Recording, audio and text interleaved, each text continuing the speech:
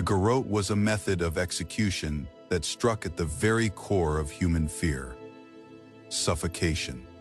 Unlike the flashing blade of an axe or the public spectacle of hanging, the garrote was a quiet death, a slow and suffocating end. This method, though simple in design, was far more terrifying for its prolonged, silent nature. The victim did not meet death with the sudden finality of an axe's swing, but with the gradual closing of their own airways. The victim's body would struggle, and their heart would race, but no sound would be heard. The executioner would quietly tighten the rope, ensuring that death came slowly, squeezing the life out of the victim, with the grim control only a device like the garrote could provide. The design of the garrote itself was deceptively simple, often consisting of a metal collar or a rope placed around the victim's neck, with a screw or device to tighten it. The victim would be forced into a seated position, their head pushed forward, the collar resting snugly around their neck. As the executioner began to turn the screw, tightening the rope, the victim's neck would be slowly constricted. Unlike the quick, brutal snap of a neck from a well-placed hanging, the garrote allowed for the agonizing process of asphyxiation. With each turn of the screw, the garrote's grip tightened. The victim, often bound and helpless, would feel their breath become increasingly difficult, their chest constricting as they gasped for air. The tightening of the rope created an unbearable pressure against the throat, and the victim's body would react instinctively, struggling for breath, their hands perhaps clawing at the rope or clutching their own throat in desperation. But this was a silent execution. There was no final cry, no public spectacle of a victim screaming for mercy. The garrote's horror lay in its quiet, relentless power. The victim's mind, too, would begin to break down under the suffocating pressure. As their air supply dwindled, panic would rise. Their pulse would quicken, the body flooding with adrenaline. But there was no escape. The inability to scream, to struggle, to call out intensified the psychological terror. The garrote did not grant the victim the mercy of a swift death or the release of a public display. It instead wrapped them in a silent, intimate horror, forcing them to face the inevitable in complete helplessness. And then, as the rope constricted further, consciousness would begin to slip away. First, it would be the senses. Hearing would fade, the vision would darken, the struggle to breathe would become a distant thought replaced by the overwhelming sensation of pressure and tightness. Finally, the body would lose its battle to maintain oxygen. The victim would lose consciousness and die. But it was not a peaceful end. The garrote allowed for a long, drawn-out process of dying, one that left the victim aware of their inevitable demise, trapped in an ever-tightening noose that was both physical and psychological in its execution. What made this execution so chilling was the fact that the victim was often aware of their struggle, their attempts to fight against it. The garrote did not instantly end the life of its victim. It allowed them to suffer through the slow compression of the windpipe. The method ensured that every second felt like an eternity, with no respite, no way to break free from the suffocating grip. In many cases, the victim would slowly fade into unconsciousness, but not without the terrifying knowledge that they had struggled and failed to escape. This slow, methodical asphyxiation was far more terrifying than most imagine, for the victim knew they were not dying from a single wound, but from the gradual, unstoppable pressure of the garrote. This quiet, agonizing death became a symbol of terror. Unlike the more visible executions where the victim's suffering was on full display, the garrote operated in shadows. Its silent nature meant that its victims were taken from the world without a final, visible moment of defiance or release. It stripped away the dignity of death, leaving only the slow, suffocating realization that life was being squeezed out of them, one desperate breath at a time. In a world where torture often relied on visible suffering, the garrote was the opposite. It was the silent execution, the one that could happen in a quiet room or in the midst of an indifferent crowd. Its absence of sound only magnified its terror. The garrote was a tool of execution that knew no bounds, both in its terrifying efficiency and in its use for both public and private executions. Unlike other, more dramatic forms of punishment that took place in the open for all to see, the garrote could be used behind closed doors as easily as it could be used in front of an audience. This versatility made it one of the most insidious instruments of state power. Its quiet and methodical nature enabling its use in a wide range of circumstances, from the spectacle of public punishment to the secretive executions carried out by those in positions of authority. In public executions, the garrote's power lay in its ability to execute punishment without the messy spectacle of bloodshed or hanging. Public executions were a form of theater in medieval and early modern societies. Rituals meant to display the power of the state and to remind the populace of the consequences of disobedience.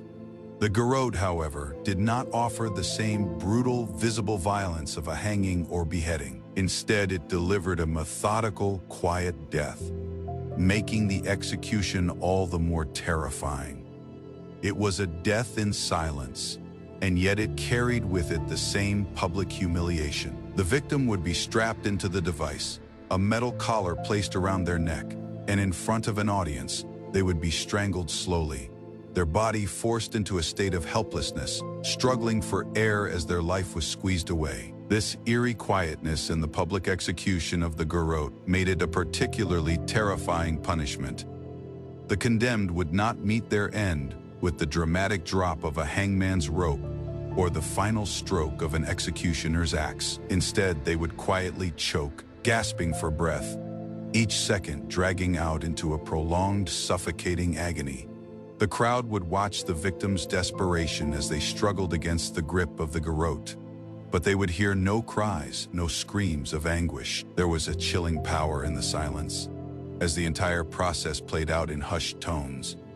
The victim's slow demise, a muted yet intense display of the state's power. In contrast, the garrote's use in private executions was even more sinister. In these cases, the victim's fate was sealed in secrecy. There were no crowds to witness the death, no spectacle to mark the end of a life. Instead, the garrote was used quietly in a private room, often carried out by agents of the state who were tasked with eliminating political enemies, heretics, or traitors. It was a method preferred by rulers and authorities because it allowed them to kill without the need for a public display. There was no need for a crowd to witness the execution. Only the cold, methodical actions of the executioner were necessary. The victim, stripped of dignity and bound to the device, would die in the shadows, their death as silent and private as the crimes they were accused of committing. This private aspect made the garrote particularly terrifying to those who found themselves in the clutches of the authorities. For those accused of political dissent or heresy, the prospect of being executed with the garrote meant that they might disappear without a trace. The lack of public exposure ensured that their punishment would not become a cause for rebellion, that it would not inspire others to rise up in the face of injustice. The victim, often left alone in a room with their executioner, had no audience to witness their pain or their final moments. It was the ultimate form of isolation. The condemned were not only denied a public death, but were erased from the collective memory of their society. The garrote also played a significant role in the dark political theater of the time. Kings, queens, and rulers used it as a quiet tool of political control. It was used on those whose crimes were deemed dangerous to the existing order, rebels, assassins, spies, or those who dared to defy the ruling power. These executions were often carried out in secrecy, and the victim's death was quietly recorded, often without any notice to the public. The garrote's silence ensured that the act remained invisible, its chilling efficiency hidden behind the closed doors of power. This secrecy allowed rulers to control the narrative, to eliminate dissent quietly and without fanfare. Perhaps one of the most disturbing aspects of the garrote's use was how it straddled the line between visible authority and hidden brutality. When used in public, it became an example of state power displaying the consequences of disobedience in a stark, grim way. But in its private use, it was a tool of assassination, quiet, efficient, and brutal. It removed any trace of spectacle, making the execution all the more unsettling. The victim could never know if their end would come in public or behind closed doors. They could only wait for the noose to close around their neck, not knowing if they would be given a final, brutal moment before an audience, or if their end would come in the silence of darkness. This dual function of the garrote, in both public and private executions, makes it one of the most terrifying instruments of death.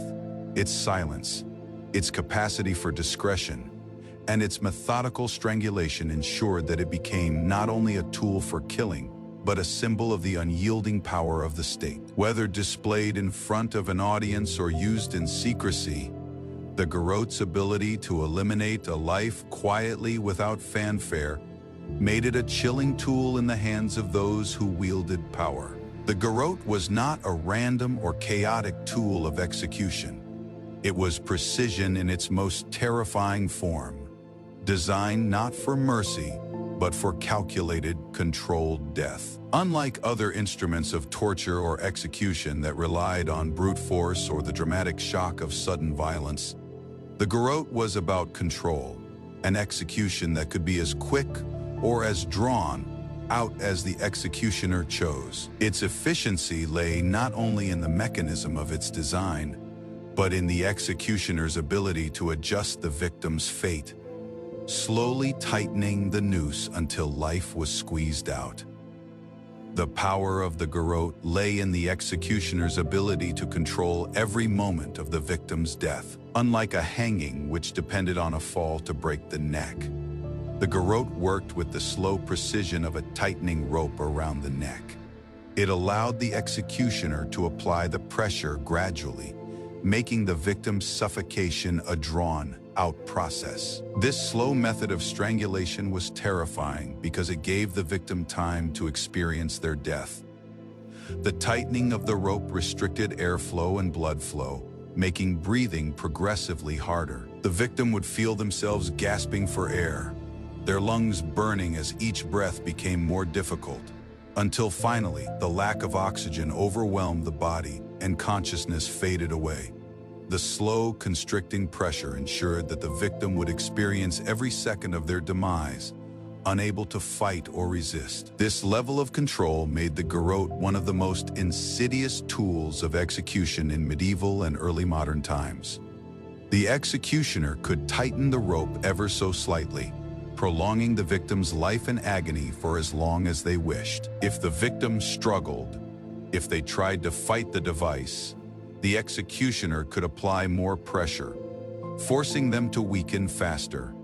If they became too still, the executioner could loosen the pressure, allowing the victim to regain enough breath to prolong their suffering. In this way, the garrote was a tool that allowed for psychological as well as physical torment. The victim's fate was not just in the hands of the executioner's strength, but in their skill in manipulating the device. Every movement, every shift in the body was a signal to the executioner of how far to tighten or loosen the rope, making the execution a slow, calculated process. The precision of the garrote also meant that it could be used for a variety of purposes. It was not just a tool for swift punishment. It was a tool for making an example. The executioner could control how much suffering the victim endured, and thus, how much suffering the audience witnessed. It allowed the authorities to make executions not only a punishment, but a spectacle. The length of time it took to strangle the victim, the subtle variations in the executioner's control over the process, became part of the public display. A victim could be left to struggle in silence for minutes or even longer, each second becoming a testament to the power of the executioner and the state. This precision also made the garrote an effective tool for political executions. Its quiet, controlled nature made it ideal for eliminating enemies without the need for public spectacle. Executing someone with the garrote was not only an act of killing, it was an act of control. The victim was made to endure their death in a calculated way, which made their suffering a symbol of the state's power to manipulate even life and death for rulers. The garrote was a tool for eliminating dissenters with quiet efficiency, a death that could be achieved without the uproar of a public execution. It was a method for removing threats to authority with precision, sending a clear message of dominance while ensuring that the victim's death did not become a rallying point for others. There was something almost clinical about the garrote's use. Unlike the chaotic nature of an execution by axe or the brutal finality of the gallows, the garrote allowed the executioner to dictate the terms of the victim's death. It was a silent form of execution, and its quiet precision made it even more terrifying. The lack of dramatic violence did not make the process any less horrifying. It made it worse. The victim knew that death was coming, but they could not predict when or how. The gradual tightening of the rope meant that each breath became an excruciating battle, each second stretched into an eternity of suffocation. In its most terrifying form, the garrote was more than just an execution tool. It was an instrument of psychological domination. It allowed the executioner to toy with the victim, prolonging their suffering or granting them brief moments of relief, only to intensify their fate later. There was no mercy in the garrote, only control.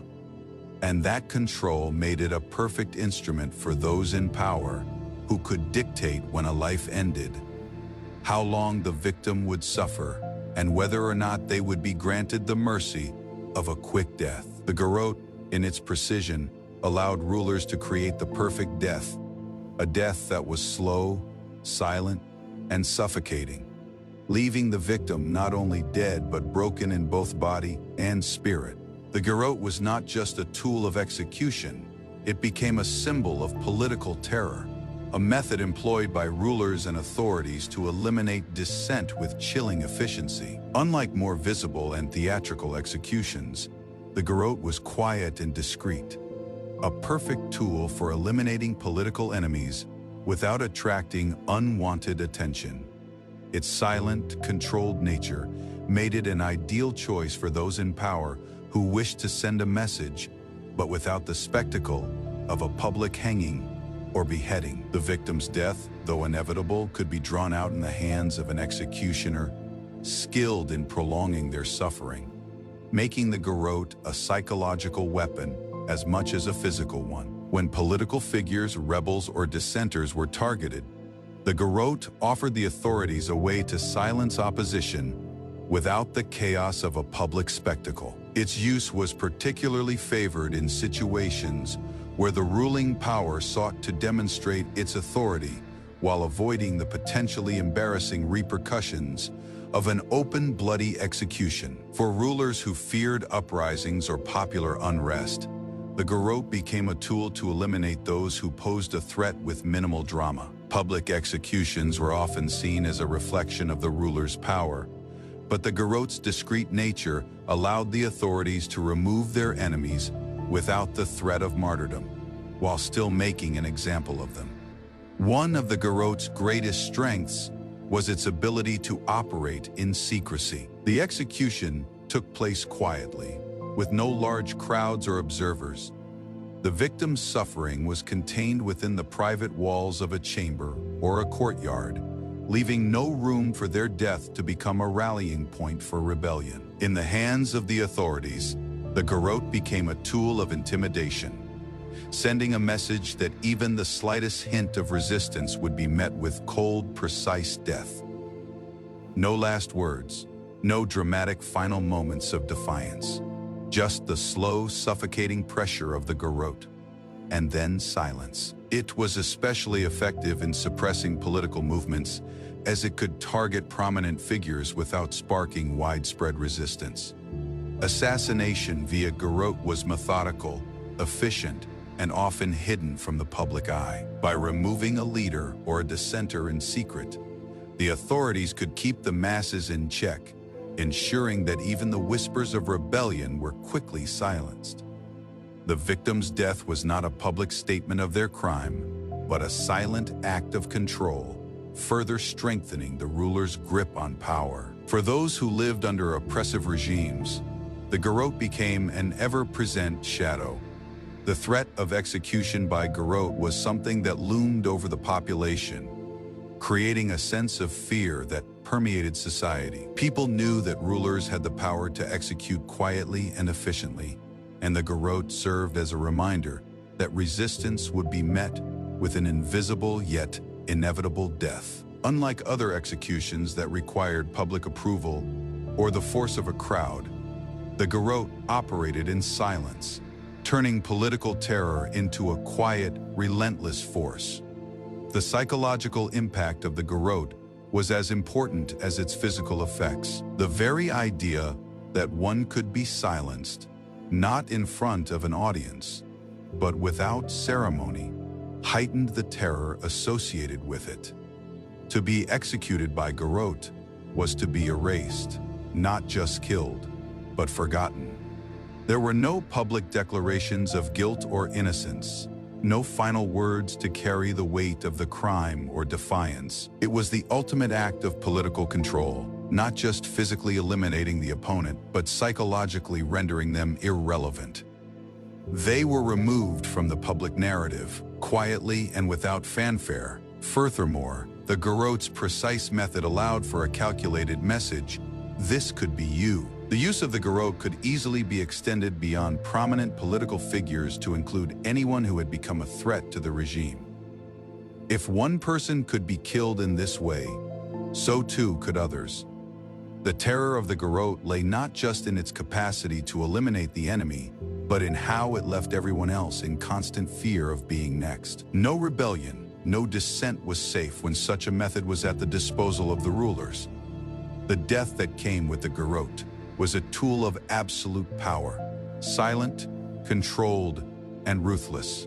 The legacy of the garrote as a political tool of terror can still be seen in modern concepts of quiet, covert executions. Its ability to eliminate political opponents without creating martyrs or drawing attention made it an effective weapon in the arsenal of any regime seeking to maintain control. From monarchs and dictators to authoritarian states throughout history, the garrote became a symbol of power and fear, showing that terror need not always be loud or visible to be effective. Its very silence made it more insidious, a reminder that power could strike from the shadows, that resistance would not always be defeated by open force, but by the quiet, precise pressure of control.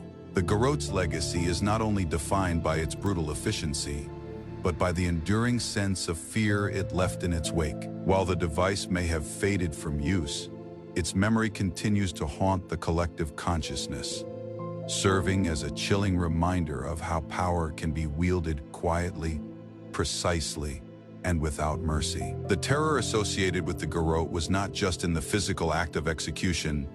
It was the lingering psychological toll that it took on those who witnessed it or lived under its shadow. Its silent, methodical nature made it an ideal tool for those who sought to control not just lives, but the very hearts and minds of their subjects. For those who were targeted by the garrote, the fear was palpable.